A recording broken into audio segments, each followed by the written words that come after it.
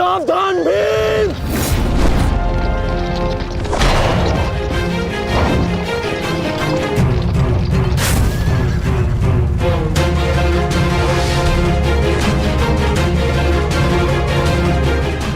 अश्वत्थामा, अश्वत्थामा, तुम ठीक हो?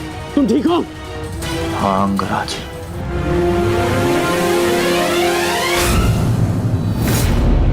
ये तो भीम पुत्र सूत्सोम है। फिर भीम कहाँ है? वो वही है जहां उन्हें होना चाहिए। आचार्य, आज कर्ण नामक कवच भी अश्वत्थामा की रक्षा नहीं कर पाया।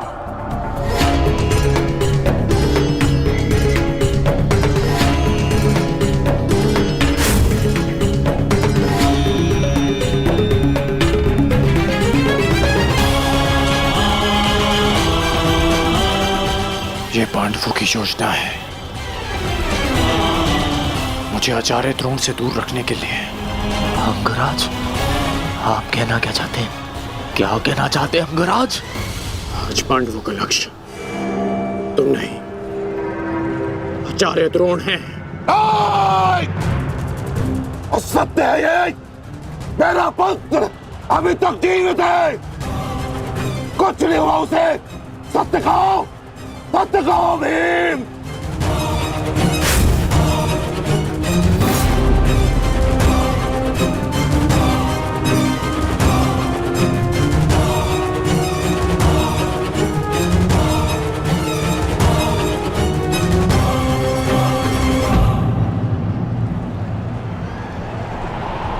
धर्मराज, मैं तुमसे सुनना चाहता हूं, ये सत्य क्या है? कह दो कि मेरा पुत्र जीवित है।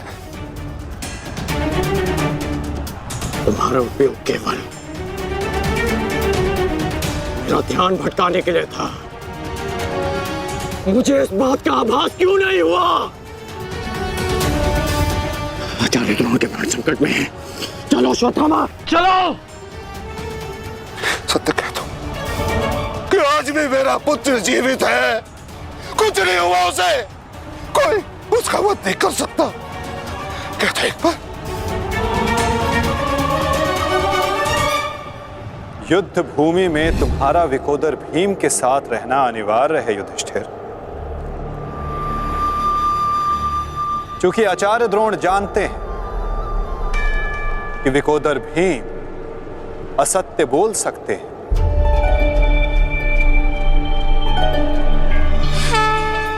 किंतु धर्मराज युधिष्ठिर नहीं। और वो ये सुनिश्चित करने के लिए तुमसे ये प्रश्न अवश्य करेंगे धर्मराज।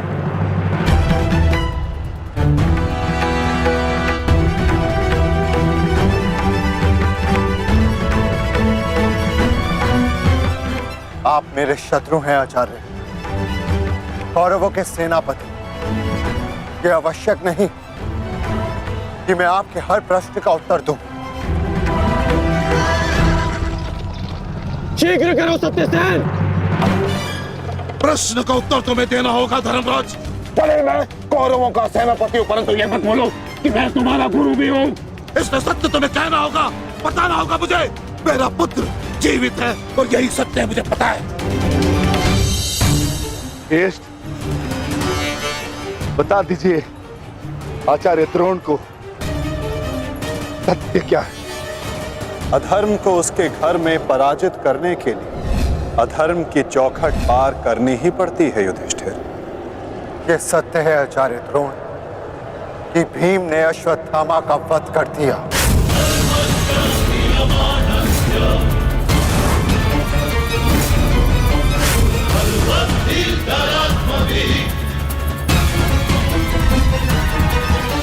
नहीं माधव, मैं असत्य नहीं कहूंगा। तुम्हें असत्य नहीं कहना है युधिष्ठिर। विकोदर भीम अश्वत्थामा नामक हाथी का वध करेंगे।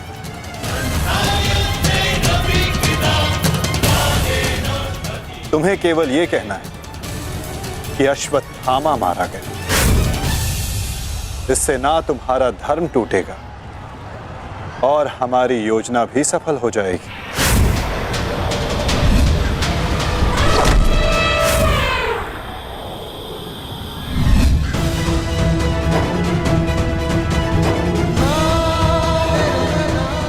पुनः एक बार कह दो धर्मराज कि ये सत्य है।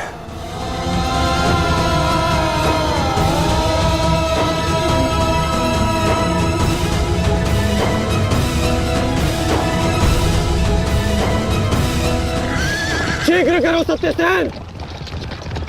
आपने बिल्कुल सही सुना आचार्य द्रोण।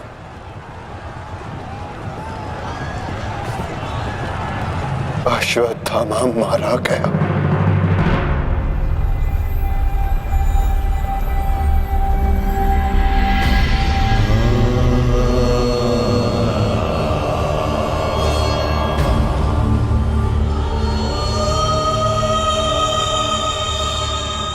परंतु वो एक मनुष्य नहीं,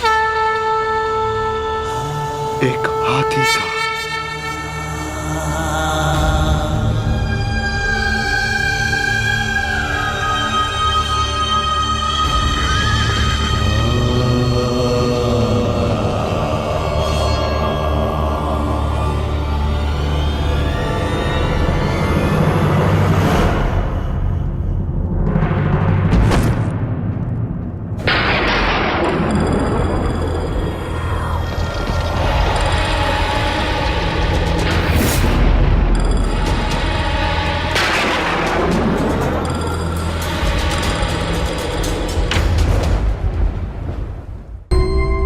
जिस पुत्र के लिए आप आचार्य से शिक्षक बन गए, जिस पुत्र के लिए आपने अपने शिष्यों से गुरु दक्षिणा नहीं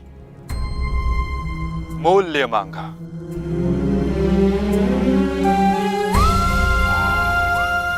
और उसी पुत्र के कारण आप एक एक करके अधर्म की सीढ़ियां चढ़ते चले गए। आचार्य मनुष्य प्रेम में उत्थान करता है, परंतु मोह में केवल उसका पतन होता है। आचार्य आप जिसे पुत्र प्रेम समझते रहे वो पुत्र प्रेम नहीं, पुत्र मोह था आचार्य, और वही आपके पतन का कारण भी।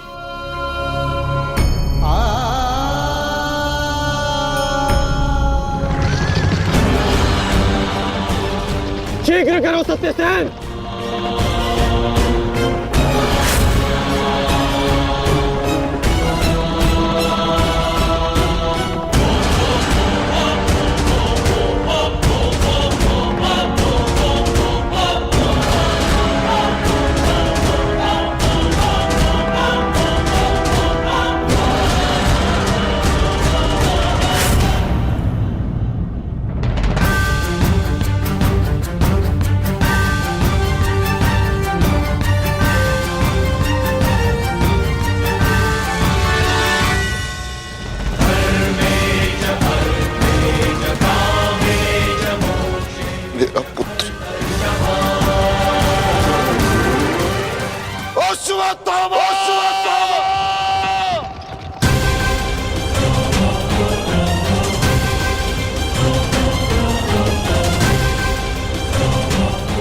आपके साथ छल हुआ है आचार्य।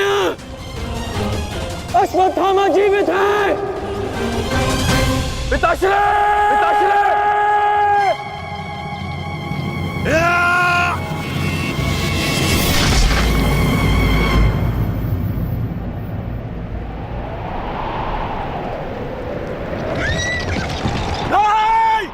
आचार्य!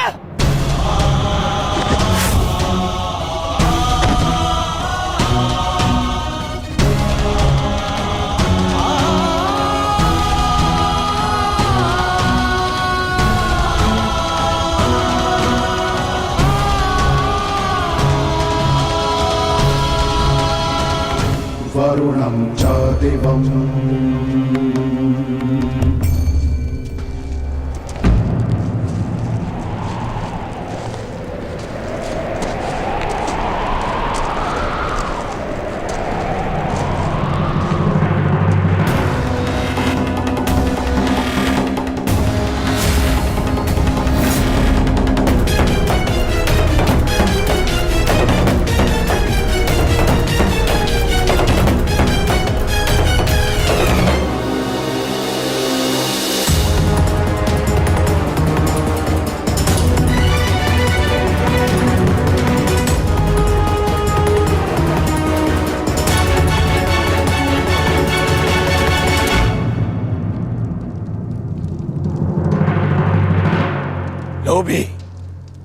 कुटिल, छलिया, कपटी, महाविनाशी, ये सारी उपाधि इस दुर्योधन की थी। परंतु आज युधिष्ठिर तुमने मुझसे ये सारी उपाधियां छीन ली और अपनी बना ली। आज तुम इन सारी उपाधियों के सम्राट बन गए।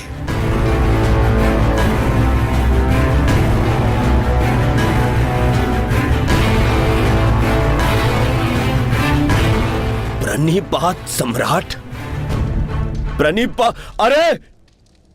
अरे बोलो, सम्राट आए हैं। छल सम्राट युधिष्ठिर की जय बोलो, बोलो, छल सम्राट युधिष्ठिर की जय। परंतु सम्राट, मुझे समझाइए, अब कौन सा कार्य शेष रह गया था? आपने यहां आने का कष्ट कैसे किया सम्राट? अरे कहीं ऐसा तो नहीं कि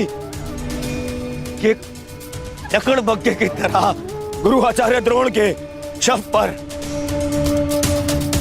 भोज बनाने आए हैं आप?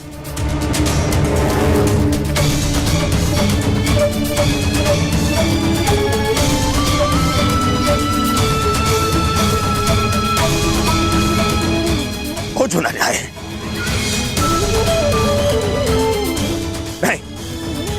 नहीं सम्राट, मैं क्षमा चाहूंगा, परंतु मैं इस बात की अनुमति नहीं दूंगा आपको। चले जाओ यहां से, अन्यथा मैं आप लोगों के शव पर उत्सव मनाऊंगा। चले जाओ। हम यहाँ युद्ध करने नहीं आए, अपने गुरु के अंतिम दर्शन करने आए हैं। इस समय में अर्जुन नहीं, अपने गुरु का शिष्य हूं। हम पांडु पुत्र होने के नाते नहीं, परंतु कुरुवंशी होने के नाते उनके अंतिम दर्शन करने आए हैं। नहीं तुम्हें इस युद्ध में विजय मिलेगी और ना ही अपने गुरु के दर्शन।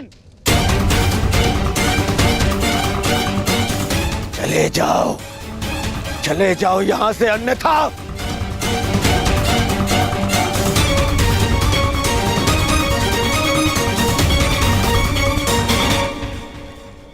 गुरु द्रोण के अंतिम दर्शन करने का अधिकार सबको है।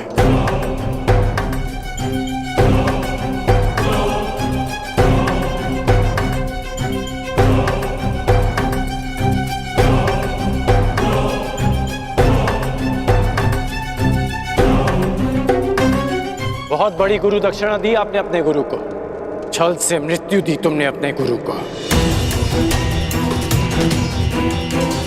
उन्होंने अनेकों दिव्यास्त्र सिखाए तुम सबको, परंतु विश्वासघात नामक अस्त्र का कोई उत्तर नहीं था उनके पास। धर्मराज, क्या उत्तर है आपके पास आपके छल का?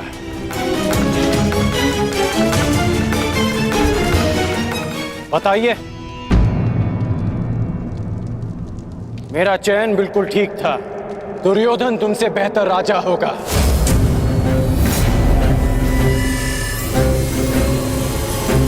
दुर्योधन की अनीतियों पर मैं क्रोधित हूं, परंतु तुम्हारी अनीतियों पर मुझे घृणा आती है। मित्र, शिष्य होने के नाते अपने गुरु के अंतिम दर्शन का अधिकार है नहीं। अंगराज ठीक कह रहे हैं मित्र।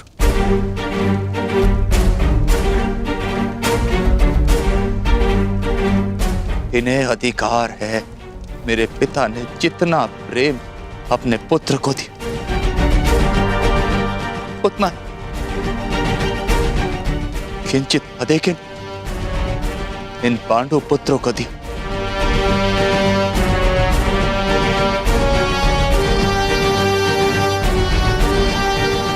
उससे भी अधिक इस अर्जुन को। एक पुत्र अपने पिता का ऋण चुकाता है, उसे जीवन देने का ऋण।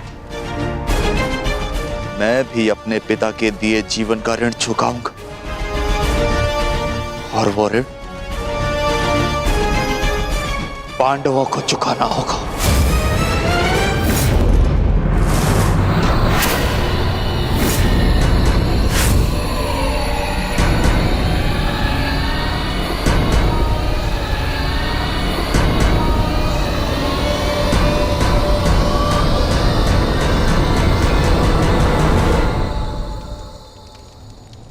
पापियों और दैत्यों की भांति तुम लोगों ने विद्या पर लांछन लगाया है।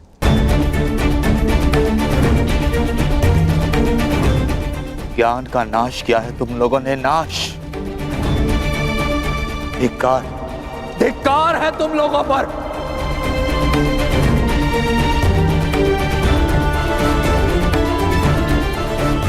पांडव पुत्रों, जब तक मैं तुम्हारी मृत्यु अपनी आंखों से ना देख लूं, मुझे मृत्यु प्राप्त नहीं होगी। तुम्हारे वंश के साथ मृत्यु की होली खेलूंगा मैं। जिन बच्चों ने आज मुझे रोका, मैं उनकी सांसें रोक दूंगा।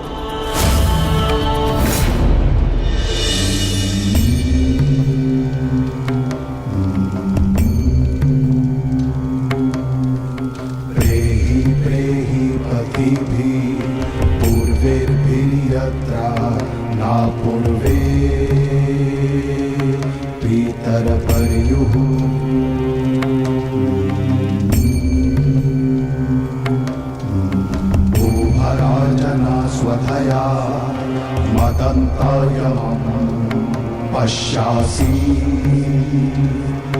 वरुणं च दिवम्।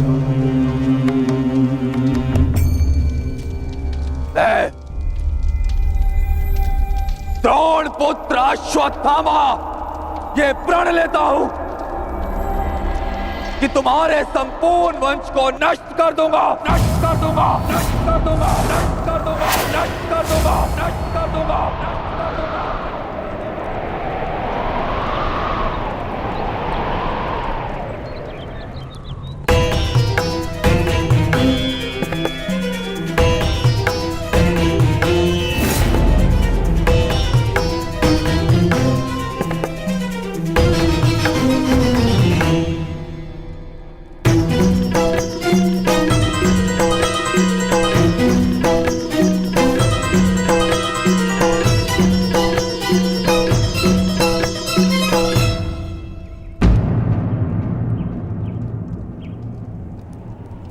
क्या सोच रही हो सखी?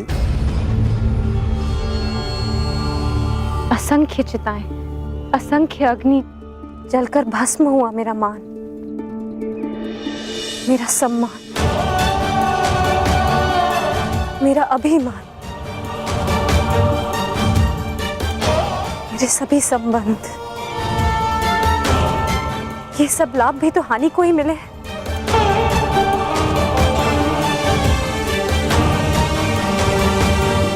वो देखिए माधव,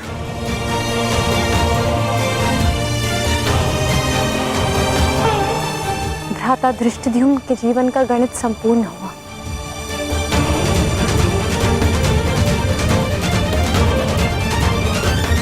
अब उनके जीवन का न्यून लाभ है। इस जटिल गणित में न केवल हानि और लाभ है सखी, इस गणित के अनेकों कोण भी हैं। उधर देखो, तुम्हारी पुत्र वधू खड़ी है।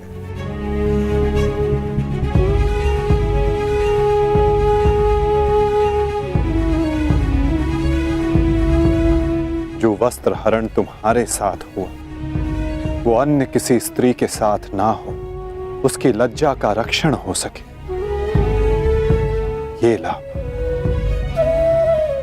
संसार में शोषण करने वालों को पर्याप्त दंड मिल सके सखी, ये लाभ।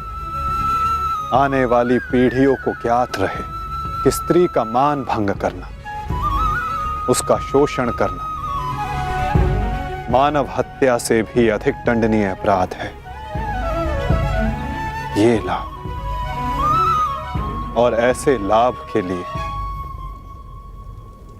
बलिदान अनिवार्य है सखी।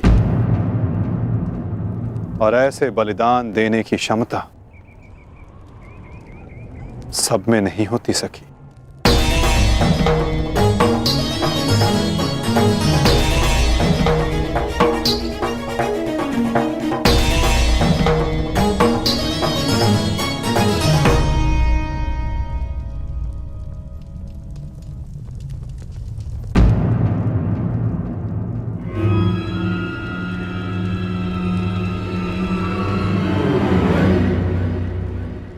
सुप्रिया का संदेश आया है भगतग्राम से।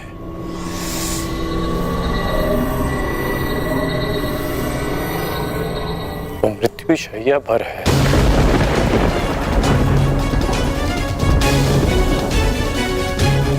इसमें लिखा है कि उसके पास अधिक समय नहीं बचा। हमें शीघ्र उसके पास पहुंचना होगा कर्ण। उसे तुम्हारी आवश्यकता है। हाँ, अंगराज, ज्येष्ठ ने संदेश भेजा है। आपको शीघ्र उपस्थित होने को कहा है।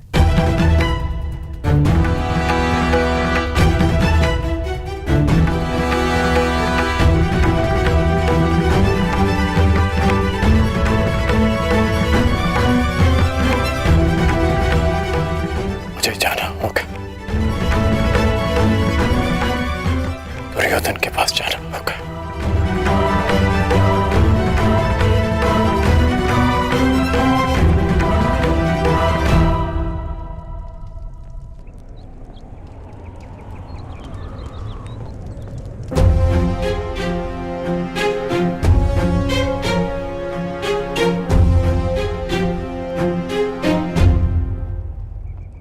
अनेक दिनों से मेरा हृदय ही नहीं, मेरा मन भी जो चाहता था, आज वो पूर्ण होने जा रहा है। दुर्योधन की पताका और हस्तिनापुर का ध्वज दोनों ही अब बलशाली होने जा रहे हैं। इस पताका की तीक्ष्णता और भी तीव्र होगी, क्योंकि इस पताका का नेतृत्व करेगा मेरा मित्र अंगराज कर्ण।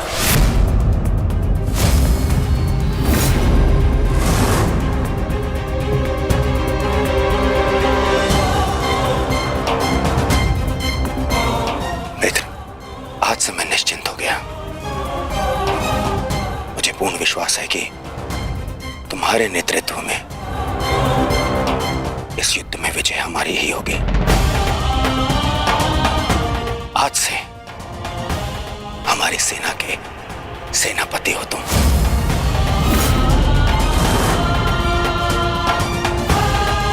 दुर्योधन, किसी दासी स्त्री के लिए पति चुन रहे हो, अपनी सेना का नायक चुन रहे हो?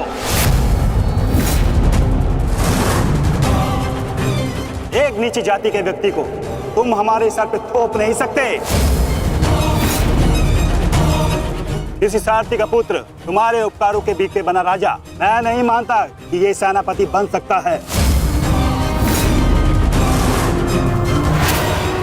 क्योंकि पलतरन पैरों में शोभा देते हैं, ना कि मस्तक पर। मेरे होने वाले सम्राट, और हाँ अंगराज कर्ण, देखो तुम दोनों बुरा मत मानना। प्रश्न केवल ये नहीं है कि अंगराज सूत्र है या क्षत्रिय।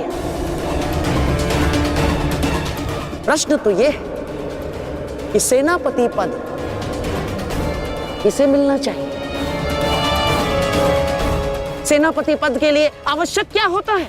बुद्धि और शक्ति। और अंगराज, आपके बुद्धि पर किसी को कतई संदेह नहीं ना, परंतु संदेह है तो केवल और केवल आपकी शक्ति पर। अंगराज अभेद थे, अब नहीं है। कवच और कुंडल भी था इनके पास, अनेकों अस्त्र थे जो अब नहीं है, जो अब अंगराज खो चुके हैं। और हाँ, खास बात तो यह है, अर्जुन के लिए जो अस्त्र था वो भी आप खो चुके हैं। तो इसका पूर्ण अर्थ यह है दुर्योधन कि अंगराज अब उस बूढ़े शेर की भांति हो गए जिसके दांत भी टूट गए हैं और पंजे के नाखून भी झड़ चुके हैं।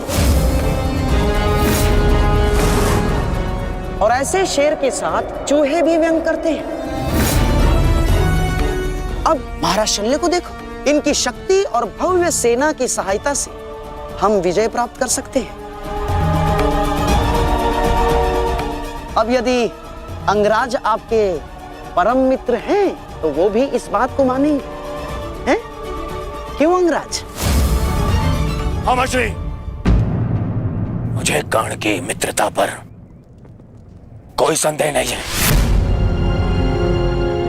जिसने अपना सबसे महत्वपूर्ण शस्त्र मेरी सुरक्षा के लिए उपयोग कर लिया, और ना ही उसके शौर्य पर। संदेह तो मुझे शैल्य पर है, क्योंकि कालों के भांति रण छोड़कर भागना सबसे पहले इन्हें आता है। एक नहीं, दो बार अवसर मिला इन्हें, पर इन्होंने क्या किया? रण छोड़कर भाग गए, एक ऐसे चूहे की तरह तो केवल शेर की दहाड़ सुनकर ही भाग जाता है, भाग जाता है। इस चूहे को मैं ना तो अपनी सेना का सेनापति बनाऊं और ना ही अपनी दासियों का पति। मूर्ख हो मूर्ख, तुम दोनों मूर्ख हो। एक मूर्ख का सम्राट और एक मूर्ख का सेनापति। तुम दोनों मूर्खों को लगता है पांडवों पे विजय पाओगे? बस मद्रराज,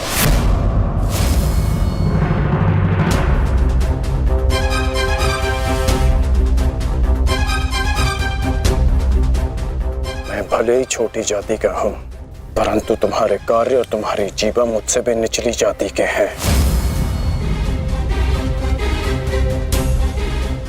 तुम्हें मेरे माता पिता का ऋणी होना चाहिए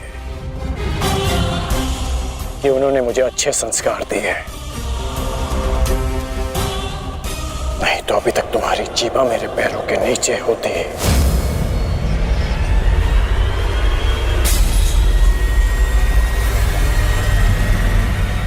अब एक और शब्द अपनी जीभा से निकाला